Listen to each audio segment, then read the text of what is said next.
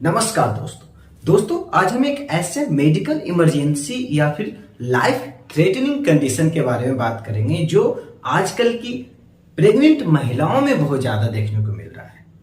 जी हाँ दोस्तों, उसका नाम है एक्टोपिक प्रेगनेंसी।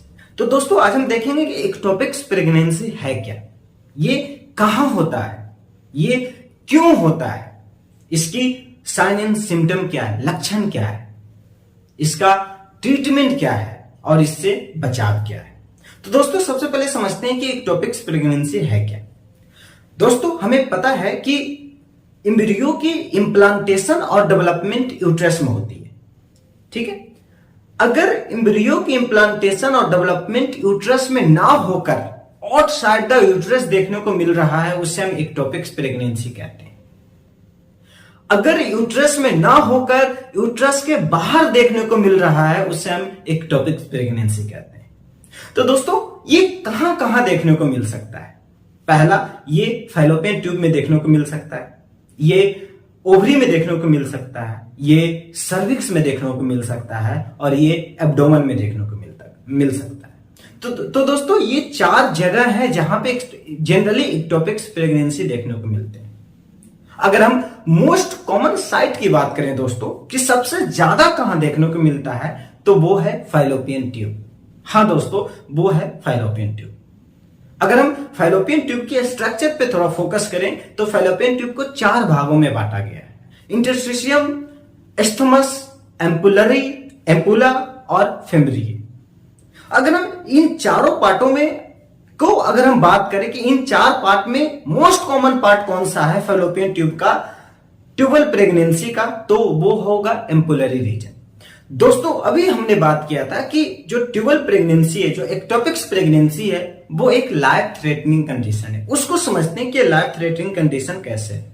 दोस्तों अगर कोई भी फैलोपियन ट्यूब में एक्टोपिक प्रेगनेंसी होती है, ट्यूबल प्रेगनेंसी होती है, और वहीं पे उसका इंप्लांटेशन और डेवलपमेंट, जो एम्ब्रियो की डेवलपमेंट होना शुरू हो जाता है, एक लिमिटेड टाइम भर वो फैलोपियन ट्यूब स्ट्रेच करता है और उसके बाद चूंकि वो एम्ब्रियो की डेवलपमेंट हो रही थी, एक लिमिटेड टाइम भर स्ट्रेच करके वो फिर एक समय आने पे वो रैप्चर कर जाता है। रैप्चर होने की वजह से वहां पे फ्रीक्वेंट ब्लीडिंग होना शुरू हो जाती है और ब्लीडिंग एब्डोमिनल ब्लीडिंग होना शुरू हो जाती है। अब ब्लीडिंग होते होते जो वो पेशेंट है वो एनीमिक कंडीशन में चला जाता है और एनीमिक कंडीशन में जाने के बाद वो हाइपोवोलेमिक शॉक में भी जा सकता है। उनको ट्रीटमेंट के लिए ब्लड ट्रांसफ्यूजन करना पड़ सकता है और फ्यूचर में सक्सेसफुल प्रेगनेंसी होने की चांसेस बहुत कम हो जाती है। इसलिए इसको एक लाइफ थ्रेटनिंग मेडिकल कंडीशन कहा गया है। दोस्तों अब हम देखते हैं कि जो एक्टोपिक प्रेगनेंसी की टाइप्स कितनी है, clinical types of ectopic pregnancy. दोस्तों एक्टोपिक प्रेगनेंसी को जनरली तीन भागों में बांटा गया। पहला एक्यूट, दूसरा अनरप्चर और तीसरा क्रोनिक। दोस्तों अगर हम एक्यूट टाइप्स की बात करें तो यहां पे जो रैप्चर ऑफ फैलोपियन ट्यूब देखने को मिलता है। हाँ दोस्तों, रैप्चर ऑफ फैलोपियन ट्यूब देखने को मिलता है और जो कंसेप्चुअल मटेरियल होते हैं वो पेरिटोनियम, जो कैविटी है वो फैलोपियन ट्यूब से निकलकर पेरिटोनियम कैविटी में चले जाते हैं। इसमें एक्सेस ब्लीडिंग देखने को मिलता है और आप ये कह सकते हैं कि ये एक लाइफ थ्रेटनिंग कंडीशन है। अगर इसको जल्दी से जल्दी ट्रीटमेंट ना दिया जाए तो एक्सेस ब्लीडिंग होने के वजह से जो पेशेंट है वो एनीमिक कंडीशन में जा सकता है और ज्यादा एक्सेस ब्लीडिंग होने की वजह से वो हाइपोवोलेमिक शॉक में भी जा सकता है। तो पहला कारण था एक्यूट। दोस्तों अब हम सेकंड में आते हैं, सेकंड टाइप की अनरप्चर। जी हाँ दोस्तों, जो सेकंड टाइप है अनरप्चर, इसमें फैलोपियन ट्यूब रैप्चर नहीं करता है। जो फैलोपियन ट्यूब वो स्ट्रेच होने लगता है, वो अपनी डायमीटर को बढ़ाने लगता है लेकिन रैप्चर नहीं करता है।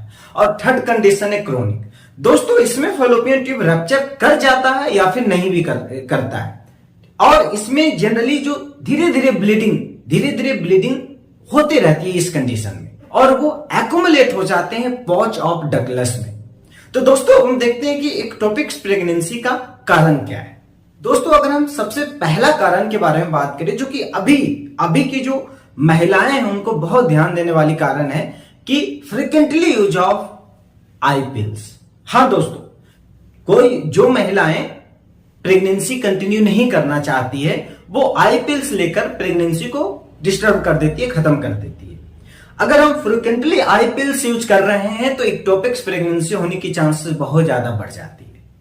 इसलिए जब भी आप प्रेगनेंसी कंटिन्यू नहीं करना चाहते हो, आप जो कोई भी मेडिसिन ऐसे ही कोई केमिस्ट के दुकान से जाकर लेना बंद कर दो। आप इमरजेंसी आई पिल्स ले लेते हो जो 72 आवर्स की होती है, अनवांटेड 72 वगैरह, ये बहुत बड़ा इक्टोपिक प्रेगनेंसी का कारण बन जाता है। अगर आपको आई पिल्स लेनी ही है, आपको अगर प्रेगनेंसी कंटिन्यू नहीं करनी है तो आप अपने डॉक्टर से मिलें। डॉक्टर आपको अच्छी तरह एग्जामिन करेगा और उसके बाद जो वो मेडिसिन लिख कर देगा प्लीज वही खाएं। सेकंड है दोस्तों कि फैलोपियन ट्यूब की लेंथ लंबा हो जाना, लेंथ बढ़ जाना। सेकंड कारण है, अगर फैलोपियन ट्यूब की लेंथ बढ़ी हुई रहती है, उस कंडीशन में एक्टोपिक प्रेगनेंसी या ट्यूबल प्रेगनेंसी देखने की चांसेस बढ़ जाती है। तीसरा है दोस्तों कि फैलोपियन ट्यूब की डायमीटर छोटा हो जाना, नैरो हो जाना, उस कंडीशन में भी जो ट्यूबल प्रेगनेंसी है वो देखने को मिलती है। अगर हम चौथे कारण के बारे में बात करें दोस्तों, तो फैलोपियन ट्यूब में पॉच बन जाना, उस कंडीशन में भी जो ट्यूबल प्रेगनेंसी होती है, एक्टोपिक प्रेगनेंसी है, वो देखने को मिलती है। अगर हम और कारण पे जाएं तो ट्यूबरकुलोसिस, अगर कोई महिला ट्यूबरकुलोसिस से ग्रसित है तो उनको एक्टोपिक प्रेगनेंसी होने की चांसेस बहुत बढ़ जाती है। ट्यूबरकुलोसिस के वक्त में वो फैलोपियन ट्यूब और यूट्रस पे को जो ट्यूबरकुलोसिस है वो बहुत ज्यादा इफेक्ट करता है। दोस्तों, अगर किसी भी महिला में ऑलरेडी उनको एक्टोपिक प्रेगनेंसी हो चुका है तो एक्टोपिक प्रेगनेंसी दोबारा होने की चांसेस 25% बढ़ जाती है। दोस्तों, अगर हम इसकी ट्रीटमेंट की बात करें कि एक्टोपिक प्रेगनेंसी की ट्रीटमेंट क्या है, तो इसकी दो ट्रीटमेंट है, एक मेडिकल ट्रीटमेंट और दूसरा सर्जिकल ट्रीटमेंट। अगर हम मेडिकल ट्रीटमेंट के बारे में बात करें तो अगर आप एक्टोपिक प्रेगनेंसी को शुरुआत में ही पहचान लेते हो तो आप एक नॉर्मल मेडिकल ट्रीटमेंट से उसको ठीक कर सकते हो। जी हां दोस्तों, आप एक नॉर्मल मेडिकल ट्रीटमेंट से उसको ठीक कर सकते हो और आप ज्यादा हानि होने से अपने आप को बचा सकते हो,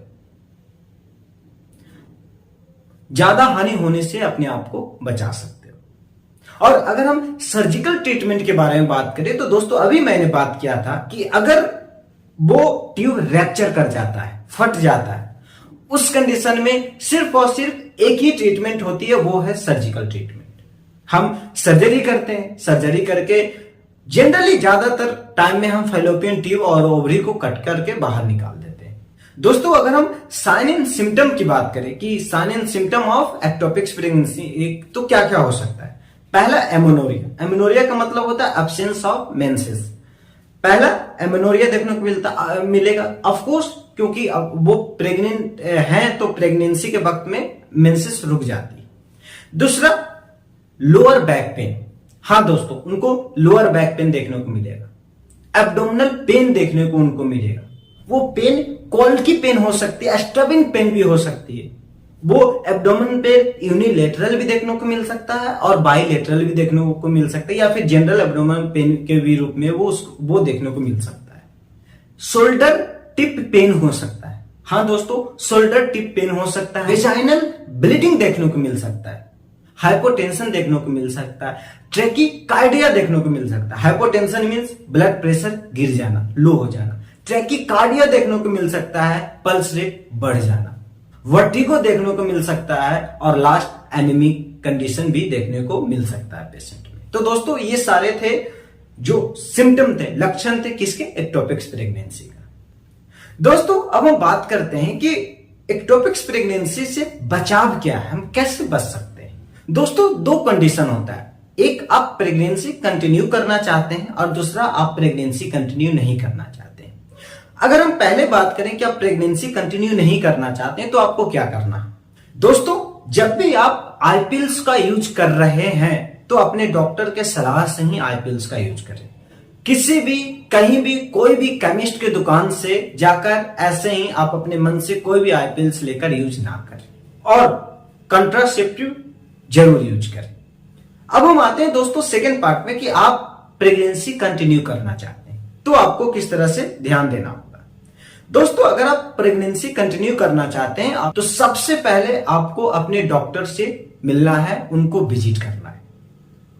उनको विजिट करना है, वो आपको अच्छी तरह एग्जामिन करेंगे और वो देखकर बतलाएंगे कि हाँ जो आपकी जो प्रेगनेंसी जो इम्प्लांटेशन और जो डेवलपमेंट एम्ब्रियो की वो सही जगह पे, जिस जगह पे होनी चाहिए वही सही जगह पे।